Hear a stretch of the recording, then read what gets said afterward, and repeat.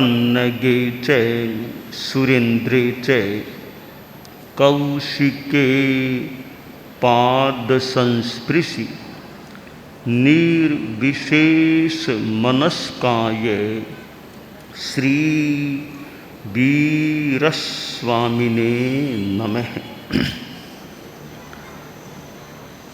आयारो आगम में कहा गया है, सही ए धम्ममादाय सेयं समनुपस्सति।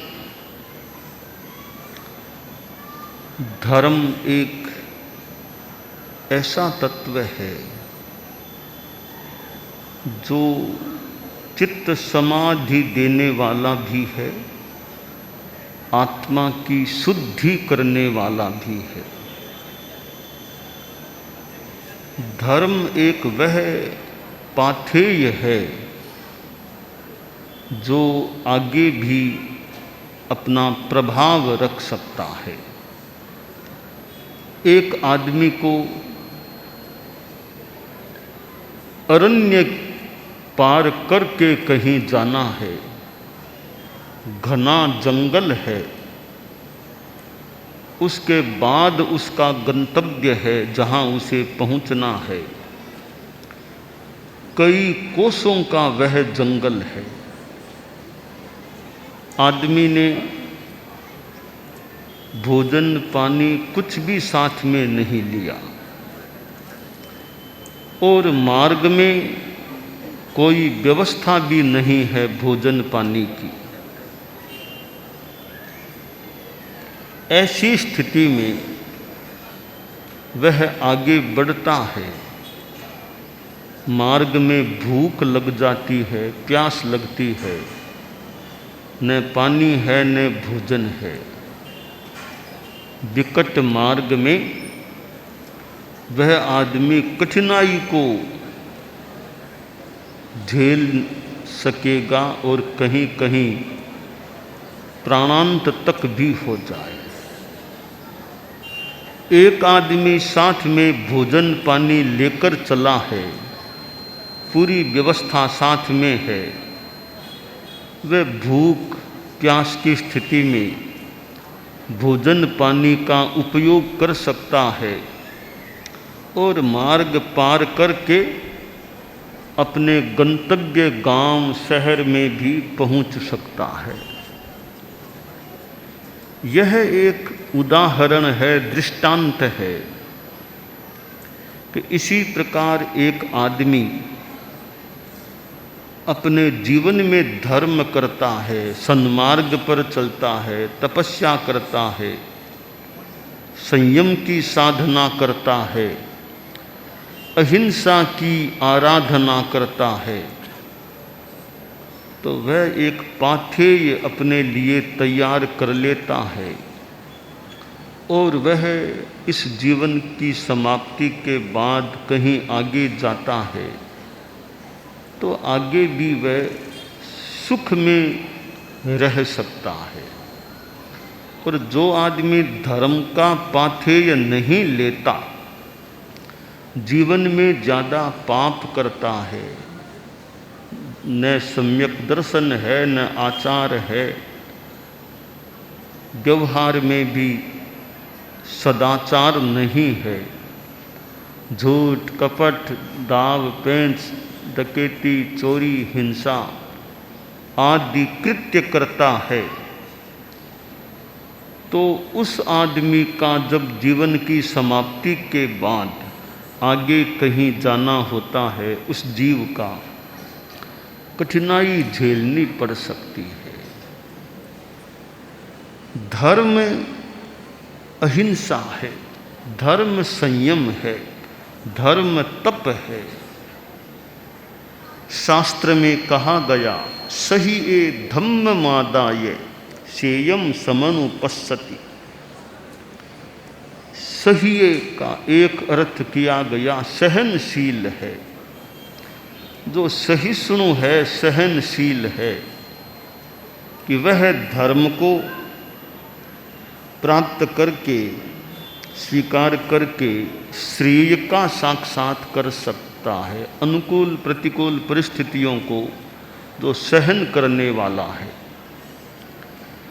जिसके जीवन में सम्यक दर्शन है, तो सम्यक्त्व से सहित है, सत्य से सहित है, वह व्यक्ति धर्म की आराधना करता है, धर्म को स्वीकार करता है, तो वह भी श्रेय का साक्षात्कार, कल्याण को प्राप्त कर सकता है। धर्म के प्रति आदमी की निष्ठा हो। एक आदमी नास्तिक है, वह कहता है कि मैं पुनर्जन्म को कुछ नहीं मानता, न आत्मा को मानता, न स्वर्ग नरक में मेरा विश्वास है। पहली बात तो यह है कि तुम्हारा विश्वास क्यों नहीं है, स्वर्ग नरक में विश्वास क्यों नहीं है, पुनर्जन्म में विश्वास क्यों नहीं है, आत्मा में विश्वास क्यों नहीं है, इसका आधार क्या है? अहमदाबाद गांधीनगर में कोई ऐसा युवक हो कि मैं धर्म कर्म पुनर्जन्म नहीं मानता हूँ, तो हमारे संतों से कोई बात करे कि भी क्यों नहीं मानते पुनर्जन्म को, आप क्या आधार है, क्यों नहीं मानते हो? चर्चा करे, वार्ता करे। तो कई बार वार्ता करने से चिंतन में, धारणा में बदलाव आ सकता है। जैसे राजा प्रदेशी जो नास्तिक अवधारणा वाला था, पर कुमार श्रवण केसी जैसे महान श्रमण से वार्तालाप किया, संवाद किया, तो राजा प्रदेशी को नास्तिकता को छोड़ने का मौका मिला। तो यह संवाद होता है, वार्तालाप होता है, कई बार अच्छा पथ दर्शन मिल सकता है और आदमी की धारणा में परिवर्तन हो सकता है। तो कोई यह कहता है मैं आत्मा को नहीं मानता, पुनर्जन्म को नहीं मानता, स्वर्ग नरक में विश्वास नहीं, तो हमारे संतों से, मुनि जी से कोई बात करे कि भी समझने की चेष्टा करे, भी क्यों नहीं मानते हो, मानने में क्या दिक्कत आती है। तो दृष्टिकोण सम्यक हो जाए। और मेरा तो यह परामर्श भी है कि पुनर्जन्म को मान करके ही चलना चाहिए, पुण्य पाप का फल मान करके ही चलना चाहिए कि भी जो करेंगे वो फल पाएंगे, जैसी करनी वैसी भरनी। इसलिए ये स्वर्ग नरक, आत्मा, पुनर्जन्म, पूर्व जन्म, इन बातों को मान करके भी है, इस अवधारणा को मान करके ही जीवन जीना चाहिए कि पापों से बचें। आयारों में कहा गया सही ए धम्म मादाय सेयम समनुपस्सति, जो सत्य से सहित होता है, यथार्थ से सहित होता है, सम्यक्त्व से सहित होता है, सम्यक दर्शन युक्त होता है, वह धर्म को स्वीकार करता है तो श्रेय को प्राप्त कर सकता है और कभी मोक्ष को भी प्राप्त कर सकता है। सहिष्णुता है कि धर्म को स्वीकार कर लिया, सहिष्णुता है तो कठिनाई आने पर भी वह धर्म को झटपट नहीं छोड़ेगा, परिस्थिति को सहन कर सकेगा, कर लेगा, पर धर्म को नहीं छोड़ेगा। और सत्य से युक्त है, दृष्टिकोण सम्यक है, सम्यक्त्व युक्त है, और फिर वह चारित्र धर्म की आराधना करेगा। सम्यक्त्व तो है ही, अब चारित्र और ले लिया तो दो मिल गए, सम्यक्त्व और चारित्र। फिर वह श्रेय को भी साक्षात कर सकेगा और मोक्ष को भी प्राप्त कर सकेगा। तो हमारा दृष्टिकोण सही हो, सम्यक दर्शन हो और फिर साधनाशीलता हो, सहिष्णुता को हम व्यवहार में देखें। हमारे व्यावहारिक जीवन में अगर सहिष्णुता है तो शांति भी रह सकती है। सहिष्णुता नहीं है तो किसी ने कुछ कह दिया, मन में आ गया और मन में घुटता है, दुखी होता है। पारिवारिक जीवन में भी सहिष्णुता नहीं है तो थोड़ा अशांति हो सकती है। पिता बैठा था, नौजवान पुत्र भी पास में था और पिता पुत्र की बिजनेस संबंधी बात हो रही थी। बातचीत के दौरान थोड़े रिलेटिव्स, सगे संबंधी भी कुछ व्यक्ति आ गए और पिता पुत्र की बात चल रही थी और बात बात में पिता ने पुत्र को डांटा कि तुमने बिजनेस को ठीक तरह नहीं चलाया है, नुकसान कर दिया है। थोड़ा ज़्यादा डांट दिया तो सहिष्णुता तो ज़्यादा थी नहीं, रही नहीं होगी पुत्र में। और पुत्र के मन में आ गया कि इतना डांट दिया मुझे, वो इतना नाराज हो गया और माँ के पास जाकर बोला कि रोज मैं पिताजी के साथ हम साथ में खाना खाया करते हैं, एक ही थाली में बैठकर, बस अब के बाद मैं पिताजी के साथ खाना नहीं खाऊंगा, मेरे लिए अलग थाली में खाना परोसना है, मैं अलग खाना खाऊंगा। तो माँ ने कहा ठीक है, मैं अलग थाली में तुम्हारे लिए खाने की व्यवस्था कर दूंगी। माँ ने समझ लिया कि कोई बाप बेटे में कोई बात हुई लगती है, तो उसके पिता से माँ ने कहा थोड़ा ध्यान दे लेना, वो आज काफ़ी नाराज है, काफ़ी वो रुष्ट हो गया है। पिता भी समझ गया कि मैंने डांटा था, इसलिए उसके मन में बात आ गई है कि कहना भी थोड़ा देख करके चाहिए, कितना कहना और कब कहना। ज़्यादा मात्रा से ज़्यादा डांट दे, कोई लोगों के बीच में डांट दे तो थोड़ा ज़्यादा मन में आ सकता है। हालांकि डांटने वाले लोगों के बीच में भी डांट सकते हैं। हमारे परम पूज्य दूसरे आचार्य श्री यानी भारमल जी स्वामी थे, वो तो हमारे गुरु यानी उस समय गुरु थे, आचार्य थे। तो उनके जो उत्तराधिकारी बने थे रायचंद जी स्वामी, एक बार कोई वो रायचंद जी स्वामी यूँ व्याख्यान दे रहे थे और भारमल जी स्वामी कोई अंदर विराजे होंगे। कई बार होता है आचार्य अंदर विराजते हैं, संत या जो भी योग्य नियुक्त वो साधु व्याख्यान दे देता है। पर भारमल जी स्वामी ने संभवतः व्याख्यान को भी सुना या कुछ कान में बात पड़ी होगी, तो भारमल जी स्वामी को लगा कि ये व्याख्यान ठीक नहीं दे रहा है। तो वो गुरु थे, आचार्य थे, तो संभवतः जहाँ विराजे या व्याख्यान कोई बाहर हो रहा होगा जहाँ भी, तो आचार्य श्री ने वहीं से फरमा दिया। लोग बैठे होंगे व्याख्यान में, करे रायचंद कहीं गपोड़ा मारे यहाँ बखान में, कहीं गपोड़ा मारे यहाँ।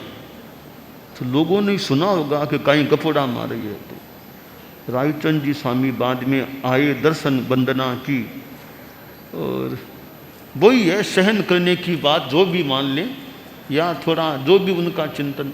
बोले गुरुदेव कोई बोलने में चूक हो गई, गलती हो गई, तो मैं अंदर आता तब आप मुझे फरमा देते भी ये गलती है, आपने यूँ लोगों के को सुनाते हुए यूँ सबके सामने फरमा दिया, मुझे गपोड़ा मारे।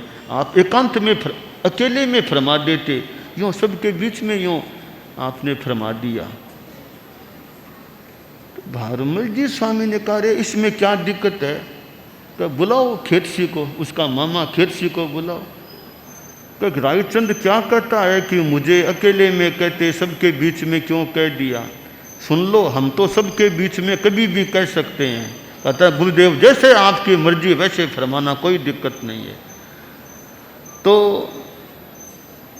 कई बार कईयों के बीच में भी कहा जा सकता है, कभी एकांत में भी कहा जा सकता है, समय समय की बात है। कोई बात कईयों के बीच में कहना ज़्यादा आवश्यक हो सकता है, कोई बात अकेले में कही जा सकती है। तो वो लड़का नाराज हो गया था और पिता को बता दिया गया कि वो नाराज हो गया है। अब देखिए परिवार है तो कई बार थोड़ी कहा सुनी हो सकती है। अब कुछ भी न कहे तो फिर वो ऐसा रामराज शुरू हो जाए कि गड़बड़ियाँ शुरू हो जाए, तो गलती पर थोड़ा सावचेत करना भी अपेक्षित हो सकता है। कोई कुछ कहने वाला नहीं है, वो रामराज के दो अर्थ हो जाते हैं। एक तो वह रामराज सब जागरूक हैं, सब सावचेत हैं, सब शांति में है, कोई कहने की विशेष जरूरत नहीं, सब अच्छे ढंग से काम करते हैं, तो वो रामराज तो बढ़िया है। दूसरा रामराज है कि गलतियां तो होती है पर कोई कहने वाला नहीं है, वो रामराज एक दृष्टि से बढ़िया नहीं होता। तो गलती पर तो यथा अवसर सचेत करना चाहिए, वरना वो प्रमाद बढ़ता रह सकता है। जैसे मकान है, अब मकान में कचरा हो गया तो बुआरी से सफाई करेंगे, साफ हो जाएगा, पोछा फेर लेंगे, साफ हो जाएगा। कि आंधी आई है, कचरा हो गया, कहीं पत्ते पड़ गए, कुछ पड़ गए चीज़ें, पर कोई सफाई करने वाला है ही नहीं, तो वो गंदगी रहेगी। तो गंदगी तो आ सकती है, कचरा आ सकता है, पर सफाई होती रहे तो फिर वो स्थान ठीक हो सकता है। तो अब कमरा है, कमरे में एक बार सफाई हो गई, दो बार हो गई तो कचरा हो तो साफ हो गया, वरना कचरा भरा रहेगा, सफाई होती नहीं है तो कचरे पर फिर कचरा। इसलिए परिवार हो, समुदाय हो, थोड़ा परिष्कार का प्रयास हो। गलती पर कुछ कहा जाए, बताया जाए, तो बताने से, कहने से परिष्कार हो सकता है। कुछ कहा सुनी है ही नहीं, जो चाहे सो करेंगे तो गड़बड़ गलत कार्य हो सकते हैं। एक बार दौरा भी थोड़ा लगे, मान लो लगे, पर हितकर हो सकता है। डॉक्टर मान लो इंजेक्शन लगाता है, कुछ और दवाई देता है, मान लो थोड़ी सी तकलीफ भी हो जाए, पर बाद में ज़्यादा हित होगा तो थोड़ी सी तकलीफ भी झेलनी चाहिए। अब डॉक्टर इंजेक्शन लगाए, छोटा बच्चा है, अब वो डरता है इंजेक्शन नहीं लगवाऊंगा, अभी इंजेक्शन लगवाओगे तो ठीक हो जाओ, तो थोड़ी सी पीड़ा होगी और ज़्यादा लाभ हो सकेगा। तो थोड़ा कहने से, थोड़ा कहना कटु तो लग सकता है कि मुझे क्यों कहते हैं, मुझे क्यों कहते हैं, पर कहेंगे, तुम ध्यान दोगे, तुम्हारा परिष्कार हो सकता। कुछ कोई नहीं कहेगा तो वो गलतियां और लापरवाही रह सकती है। तो यह है सहिष्णुता। तो लड़के को डांट दिया गया तो उसके मन में भी आ गया। अब भोजन का समय हुआ तो माँ ने वो बेटे के लिए अलग थाली में खाना परोस दिया, कहा बेटा आ जाओ खाना खा लो। तो छोटे से वो छोटा सा बाजोट उस पर थाली लगा दी, बेटा बैठ गया, अब खाना उसको खाना ही था। थोड़ा नवकार मंत्र मानो गिनने लग गया कि खाना खाने से पहले नवकार मंत्र गिन ले। बच्चे बैठे हैं, कि खाना खाना, थोड़ा सा एक बार भी नवकार का स्मरण कर लें खाना खाने से पहले। कि खाना खाना है, बाहर जाना है, मान लो थोड़ा सा नवकार, कोई इष्ट को थोड़ा स्मरण कर लें, नवकार का स्मरण कर लें तो धर्म मानो हमारे साथ हो जाए। तो लड़के ने भी नवकार कुछ कर रहा था, बोल रहा था, पिता ने देख लिया कि हाँ वो अलग आज खाना ले लिया है। अब देखिए बिगड़ती बात को सुधारने का प्रयास, कोई बात बिगड़ गई तो उसको सुधारने का प्रयास भी यथासंभवतया होना अच्छा रह सकता है। पिता ने सोचा थोड़ी बात बिगड़ तो गई, मैंने डांट दिया था, थोड़ा लोग आए थे उस समय डांट दिया था तो इसके मन में ज़्यादा आ गया, अब स्थिति को सुधारना तो है। तो वो बेटा आंगन में बैठा था, थाली सामने थी, खाना परोसा हुआ था, पिता उधर के कमरे में था। वो उठ करके आया, आकर के बेटे के सामने बैठ गया और पिता बोला कि देखो इतने दिनों तक तो तुम मेरे साथ खाना खाते थे, आज से मैं तुम्हारे साथ खाना खाऊंगा।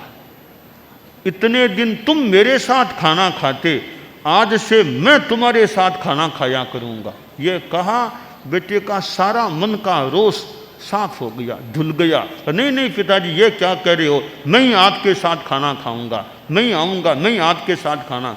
सारी बात ठीक हो गई। तो बिगड़ी हुई बात को किसी तरीके से सुधारने का प्रयास भी किया जा सकता है। तो सहिष्णुता होती है तो परिवार में भी शांति रहने का एक आयाम प्राप्त हो जाता है। बाकी बड़े कुछ कह भी दें तो छोटों को सहन करना चाहिए।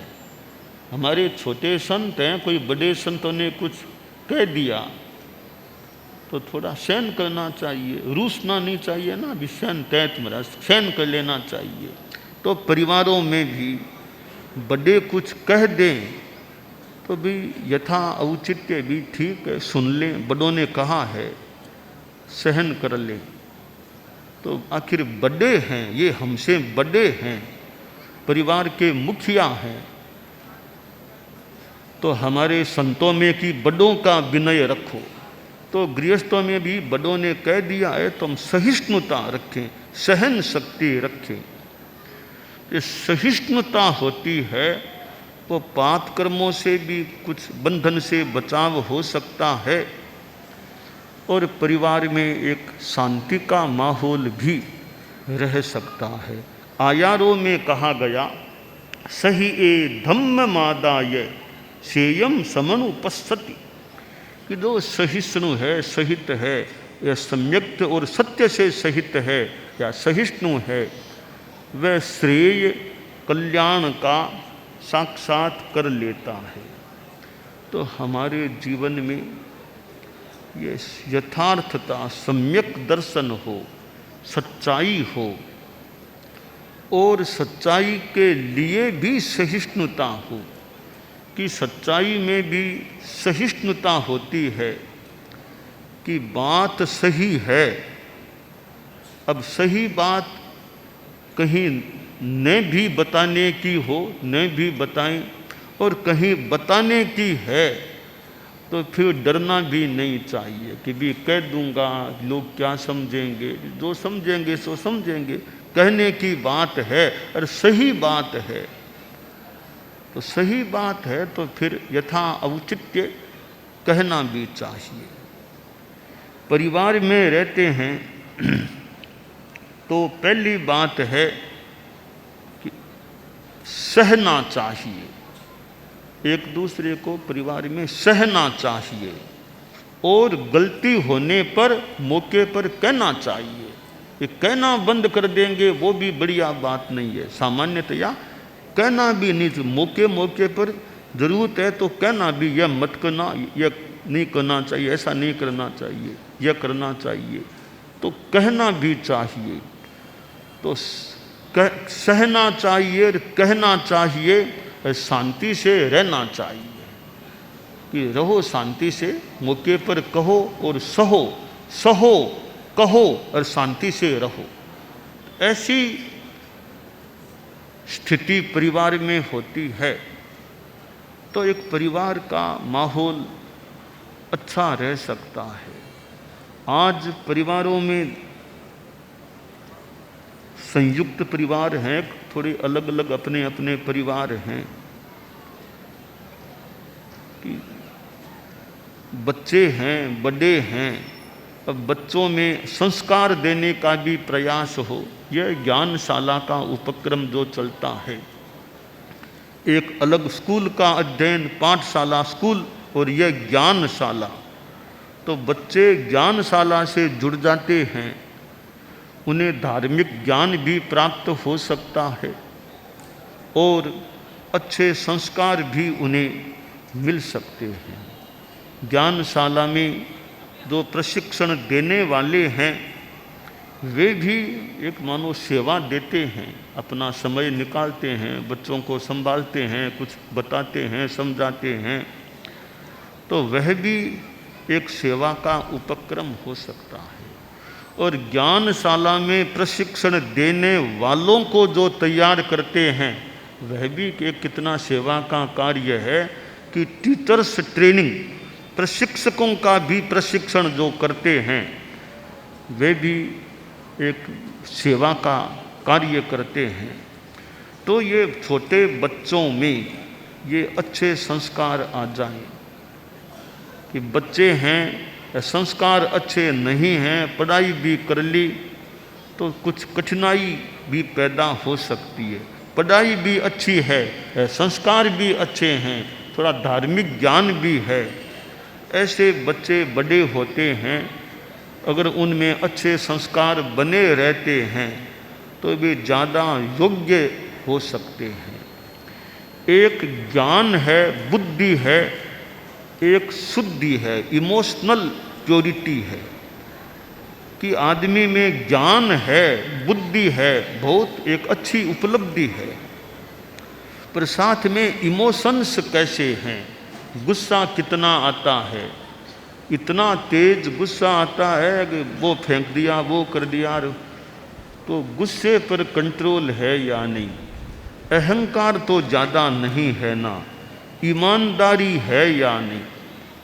अगर बुद्धिमान है, पढ़ा लिखा है, पर ईमानदारी नहीं है, हेरा फेरी करने वाला है, उसको नौकरी में कौन कितना रखना चाहेगा। तो ये नैतिकता के, धर्म के तत्व हैं, वो आत्मा के लिए तो हैं ही और व्यवहार में भी अच्छे सहयोग देने वाले बन सकते हैं।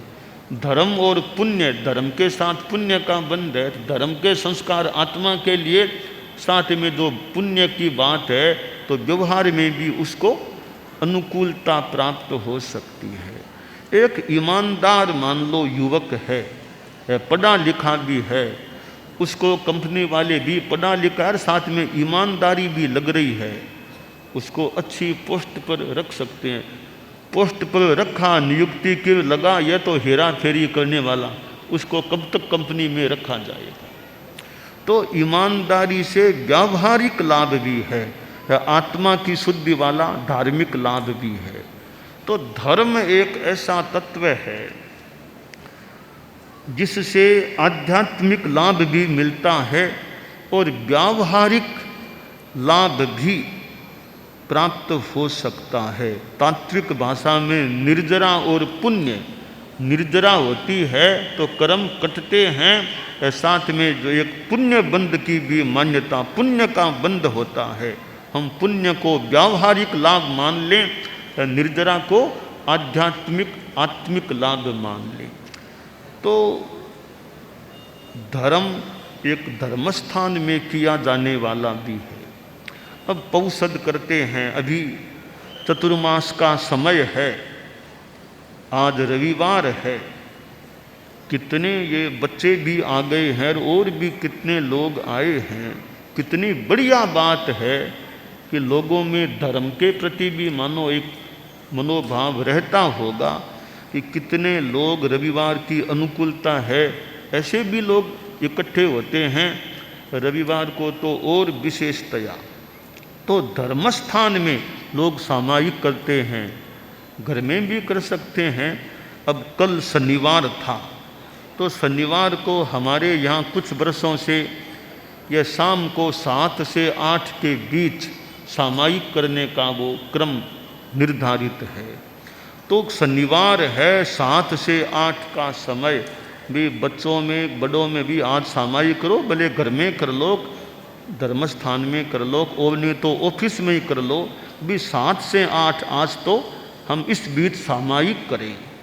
और तो क्या कि स्टेशन पर जाना होगा, समय 8:30 का है ट्रेन का, जाना जल्दी, तो वहाँ भी 7 से 8 की जगह हो तो वहाँ भी अपनी सामायिक कर ले, भी या 7 से 8 के बीच सामायिक हो जाए।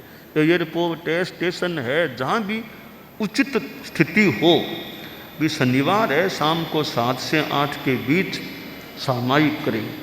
तो कल भी लोग यहाँ सामायिक में, तो यह शनिवार की शाम 7 से 8 के बीच सामायिक का क्रम भी चले, बच्चों में भी रुझान रहे कि शनिवार को 7 से 8 के बीच सामायिक करें।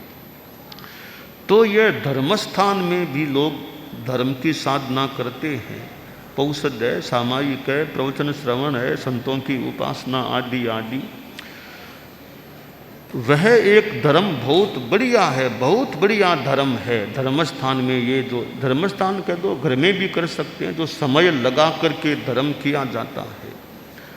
अब दूसरी धर्म की स्थिति है कि कर्मस्थान में भी धर्म हो,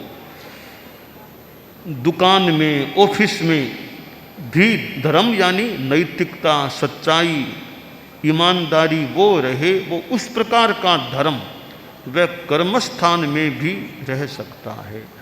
तो कर्म के साथ, कार्य के साथ धर्म जुड़ जाए तो वो कार्य भी फिर धर्म युक्त बन सकता है, पवित्र हो सकता है। धर्मस्थान में धर्म करें वो बढ़िया है ही, साथ में कर्म के साथ भी धर्म जुड़ जाए कि बेईमानी नहीं करना, नशा नहीं करना, चोरी नहीं करना, बस ये संकल्प हैं। तो ये मानो व्यवहार के साथ धर्म को जोड़ने वाले, नशा नहीं करना तो एक संयम हो जाता है। आयारों में जो कहा गया है, सही ए धम्ममादाय सेयम समनुपस्सति, कि जो सहिष्णु है और सत्य से सहित है, तीर्थंकरों द्वारा बताए गए सत्य से युक्त है, आस्था सही है, वो धर्म को स्वीकार करेगा, चारित्र को स्वीकार करेगा, तो वह श्रेय को प्राप्त हो सकेगा। कितने लोग नियम लेते हैं, मुझे त्याग कराओ, 1 साल का कराओ, जिंदगी भर का कराओ, त्याग कराओ, त्याग कराओ। ये त्याग की भावना कई बार लोगों में, हमारे पास आने वालों में कि त्याग कराओ, मुझे त्याग कराओ, कितनी बढ़िया बात है, त्याग कराओ। त्याग के लिए कह रहे हैं, और नहीं एक तो कहे कि भी मुझे पैसा दो, पैसा नहीं मांग रहे हैं। हालांकि मांगने वाले कभी यह भी कह देते हैं कि व्यापार में कठिनाई है, वो कोई रास्ता बताओ, उपाय बताओ, कहीं भी त्याग करा दो, कोई एक त्याग कराओ, कोई एक त्याग कराओ। तो त्याग की बात करने वाले, कितने बढ़िया चीज़ है कि त्याग कराओ, त्याग कराओ। ये धर्म की भावना बहुत अच्छी बात है कि त्याग की चेतना है। यह मानव जन्म मिलना और यह धर्म का माहौल मिलना। दुनिया में भौतिकता है, भौतिकता की अपनी उपयोगिता भी हो सकती है, पर कोरी भौतिकता न रहे, आध्यात्मिकता भी जरूर साथ में रहे। आज इतनी टेक्नोलॉजी, तकनीकी, इतनी सोशल मीडिया, इतनी चीज़ें हैं, इनके होने पर भी ये धर्म, अध्यात्म साथ में रहे। यह ज्ञानशाला की जो बात है, छोटे छोटे बच्चे कंप्यूटर, मोबाइल, इनसे संपृक्त रहने वाले, टीवी से संपृक्त रहने वाले हो सकते हैं, और इस माहौल में ज्ञानशाला में आते भी हैं। और प्रशिक्षण देने वाले प्रशिक्षण देते हैं, तो कितनी बढ़िया बात है कि भौतिकता के बीच भी कोई अध्यात्म का कमल मानो खिलने की स्थिति में आ रहा है। तो यह एक भौतिकता का संसार है, दूसरा यह आध्यात्मिकता का संसार है। साधु साध्वियाँ जिन्होंने अध्यात्म का मार्ग स्वीकार किया है, त्याग किया है, महाव्रतों को स्वीकार किया है, संयम का पथ स्वीकार किया है, तो ये भौतिक युग में आज छोटे छोटे बच्चे भी दीक्षित होते हैं, बाइयाँ भी मुमुक्षु बनती है। कितनी एक तरह की मानो बढ़िया बात है। इस भौतिकता के माहौल में भी बैरागण बैरागी बनते हैं और दीक्षा लेने की बात कहते हैं। कई कई अवस्था प्राप्त भी दीक्षा लेने की, हमें दीक्षा दे दो, तो दीक्षा दे दो। उम्र 70 आ गई और आ गई, अब भी दीक्षा लेने की भावना है। बहुत अच्छी बात है। अभी बचपन में नहीं ले सके, जवानी में नहीं ले सके, अब 60 पार हैं, 70 पार हैं, अब भी दीक्षा आ जाए तो अच्छी बात है। दीक्षा आ जाए तो कई कई तो अवस्था यानी 60 पार 70 पार के होकर भी दीक्षा लेने की भावना रखते हैं कि भी दीक्षा आ जाए। तो यह बहुत ही बढ़िया चीज़ है, दीक्षा लेने की भावना रखना। और हमारे बच्चे छोटे छोटे दीक्षित होते हैं, वो तो और भी ऊंची बात है। और भी छोटों में जो ये भौतिकता में रहने वाले, स्कूल में पढ़ने वाले दीक्षा की भावना हो जाती है, कितनी ऊंची बात है। दादा ने दीक्षा नहीं ली, पिता ने नहीं ली, बेटे ने पोते ने दीक्षा ले ली। तो ये भौतिकता के जगत में आध्यात्मिकता को प्राप्त कर लेना ठीक है। दीक्षा सब न भी ले सकें तो ये संस्कार आध्यात्मिकता के आ जाएं। जैसे ये अनुव्रत है, त्याग संयम है, श्रावक के 12 व्रत हैं, सामायिक करना, नवकार का जप करना, कि नवकार जपते हैं या नहीं। बच्चे हैं, बड़े भी हैं, कभी सुबह उठते हो तो कभी नवकार बोलते हो या नहीं, नवकार जपने का टाइम निकालते हो या। टाइम निकालने में ज़्यादा कठिनाई क्या होगी, थोड़ा लक्ष्य हो कि रात को सोना है, टीवी देखते देखते ही सोते हो या थोड़ा एकदम थोड़ा धर्म की दृष्टि से कुछ करके सोते हो। रात को सोने से पहले धर्म की बात दिमाग में है या धन की बात दिमाग में है, टीवी दिमाग में है या अध्यात्म दिमाग में है। सोने से पहले गृहस्थ लोग हैं, चाहे 2 मिनट ही करें, 3 मिनट ही करें, थोड़ा अपना धर्म का स्मरण, नवकार का स्मरण सोने से पहले ऐसा कर लें। यानी मैं भौतिकता से थोड़ा कट ऑफ होकर के धर्म में आ गया, अब मैं सो रहा हूँ, तो थोड़ा दिमाग में भी वो धर्म का प्रभाव भी रह सके।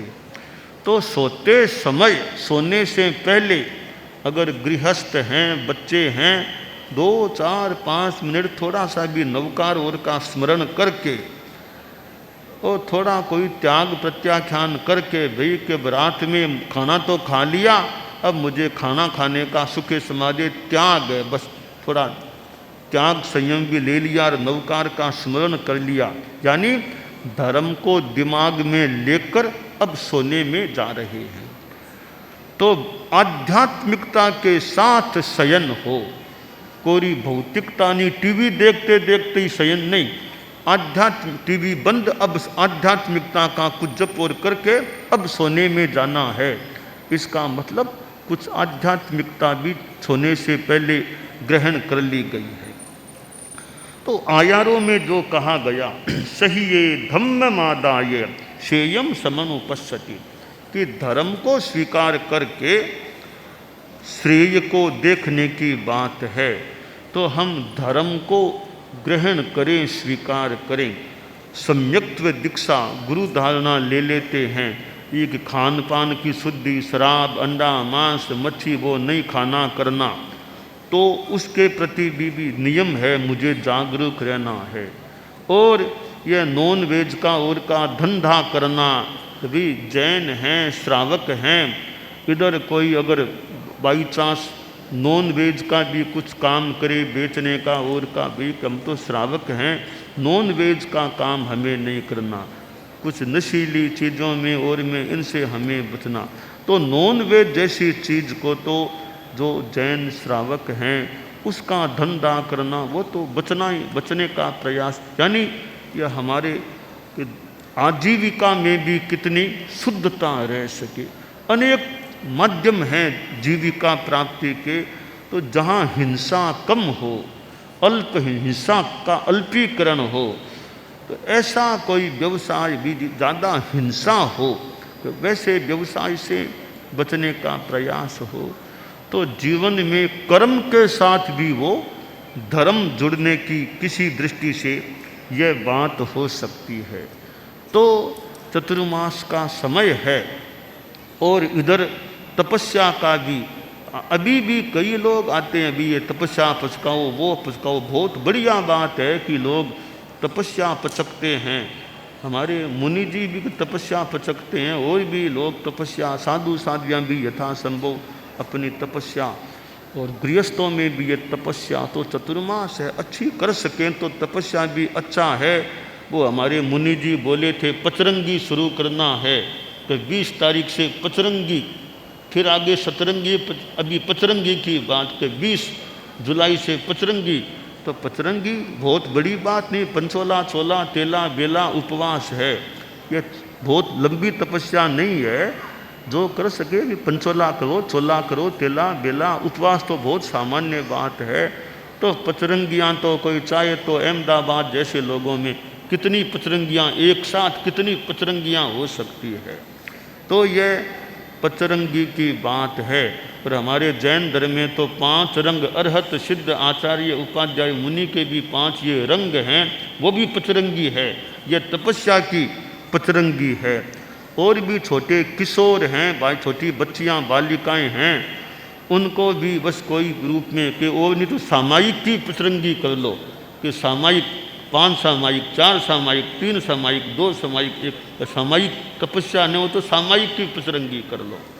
तो यों चतुर्मास में धर्म की आराधना का न केवल हमारे यहाँ, बाहर के क्षेत्रों में भी जहाँ साधु साधियाँ हैं, समणियाँ हैं और कहीं नहीं भी हैं, तो अपने अपने ढंग से धर्म की आराधना का उपक्रम चलाने का प्रयास करना चाहिए। और परिवारों में भी प्रेरणा भी, चौमासा है, सावन भादवा, जितना हो सके धर्म ध्यान करें। पर्युषण में तो और विशेष धर्म ध्यान की साधना का प्रयास हो। तो जो आयारों में कहा गया, सही ये धम्म मादाय सेयम समनुपस्सति, जो सत्य से सहित है, जो सहिष्णु है, वो धर्म को स्वीकार करके श्रेय को साक्षात कर सकता है और मोक्ष को भी वह आदमी फिर प्राप्त कर लेता है। तो हमारे जीवन में यह धर्म की साधना आराधना चले। और अहमदाबाद जैसा शहर, इतने लोग जहाँ धार्मिक लोग रहते हैं, इतने 13 पंथ हमारे धर्म संघ के अनुयायी जहाँ रहते हैं, और ये गुरुकुलवास का चतुर्मास यहाँ प्रेक्षा विश्व भारती में इधर हो रहा है, इतने साधु साधियों का यहाँ समवाय है कि इतने साधु साध्वियाँ जहाँ तो 150 से भी पार संख्या साधु साधियों की मिला कर के है, और अभी समणियाँ भी हैं। तो धर्म का और ग्रहण करने का, ज्ञान ग्रहण करने का, ध्यान करने का वो क्लासों की सूचना भी दी गई थी। तो भाइयों में कक्षाएं, इधर कोई भाइयों में और में जो भी इधर प्रेक्षा ध्यान, तो जितना ये आध्यात्मिक धार्मिक उपक्रम चल सके वह चलाने का चतुर्मास में प्रयास होना चाहिए। और आचार्य भिक्षु का ये 300वां वर्ष जन्म का है, जन्म 3 शताब्दी का वर्ष है। तो जितना हो सके स्वामी जी के साहित्य का और स्वाध्याय है, जप है, तप है, जो बातें निर्धारित की हुई है, अपने अपने ढंग से हम धार्मिक लाभ उठाने का प्रयास करें, यह काम्य है। तो यह धर्म हमारे जीवन में रहे कि यह कालबद्ध धर्म सामायिक पौषध आदि भी चले, इधर व्यवहार में, कर्म में, आचरणों में भी धर्म रहे। परम पूज्य आचार्य श्री तुलसी ने जो अनुव्रत की बात बताई वह कर्म में धर्म की बात है, आचरणों में धर्म की बात है। परम पूज्य आचार्य श्री महाप्रज्ञ जी प्रेक्षा ध्यान कराते थे कि भाई ध्यान करें, राग द्वेष मुक्त रहने की साधना करें। तो ये अनुव्रत है, प्रेक्षा ध्यान है। फिर शिक्षा के क्षेत्र में जीवन विज्ञान है। ये लोक कल्याणकारी हमारे कार्यक्रम हैं। वो न केवल जैन, अजैन लोग भी इनसे लाभान्वित हो सकते हैं। और प्रेक्षा ध्यान प्रशिक्षकों का भी एक शिविर की बात सामने आई है कि उनका भी शिविर लगने वाला है, क्रम चलने वाला है। तो भी अच्छी यहाँ साधना करें, अपनी विकास करें। प्रेक्षा ध्यान के प्रशिक्षक हैं, अच्छा अभ्यास करें, साधना करें, भावक्रिया है और अपने प्रेक्षा ध्यान के प्रयोग हैं, स्वाध्याय है। इतना साधु साधियों का जो नैकट्य है तो उसका भी लाभ उठाने का प्रयास हो। तो ये आयारों में जो हमें बताया जो मिलता है, सही ए धम्म मादाय सेयम समनुपस्सति, कि सहिष्णु और जो सत्य से जिन भाषित, सत्य से युक्त है, वह धर्म को स्वीकार करके, ग्रहण करके श्रेय का साक्षात कर लेता है। दानान सेठम अभयपयानम सच्चे सुया अणवज्जं वयन्ति तवे सुया उत्तम बम्भचेरम लोगुत्तमे समणेनाय पुत्ते।